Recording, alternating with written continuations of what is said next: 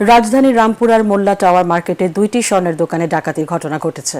Sultana jewellers ও Monika jewellers নামে দোকান দুটি থেকে প্রায় ১,০০০ ভরি স্বর্ণ এবং নগদ ৭ লাখ টাকা ডাকাতি হয়েছে বলে জানান দোকান মালিকরা। সোমবার রাতে এ ঘটনা ঘটে। দোকান মালিকরা আরও জানান, মার্কেটের ৫ সিকিউরিটি গার্ডের মধ্যে ৩ জন অজ্ঞান ও ২ জন পলাতক রয়েছে। সিসি ক্যামেরায় ডিবি বক্সও নিয়ে গেছে ডাকাতরা, ফলে কোনো ফুটেজ সংগ্রহ করা সম্ভব হয়নি। এ ঘটনায় স্বর্ণের দোকান রয়েছে এমন মার্কেটগুলোর নিরাপত্তা বাড়াতে সরকারের কাছে দাবি জানিয়েছেন বাংলাদেশ জুয়েলারি সমিতির নেতারা।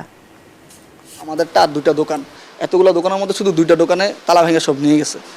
আমাদের মিনিমাম আপনার ৩৯০-৯৫ ভরি মাল ছিল স্টকে। বর্তমান সরকারের প্রতি আমরা অনুরোধ জানাবো, এটা আমরা অফিসিয়ালি বসে সিদ্ধান্ত নিয়ে জানাবো, সমস্ত মার্কেটগুলোতে যেন সিকিউরিটি ব্যবস্থা আরও জোরদার করা হয় এবং আমাদের সমস্ত মার্কেটগুলোর নিজস্ব সিকিউরিটি ব্যবস্থাও যেন আরও জোরদার হয়। সেটার ব্যাপারে ইতিমধ্যে আমরা প্রত্যেকটা মার্কেটকে অবহিত করেছি।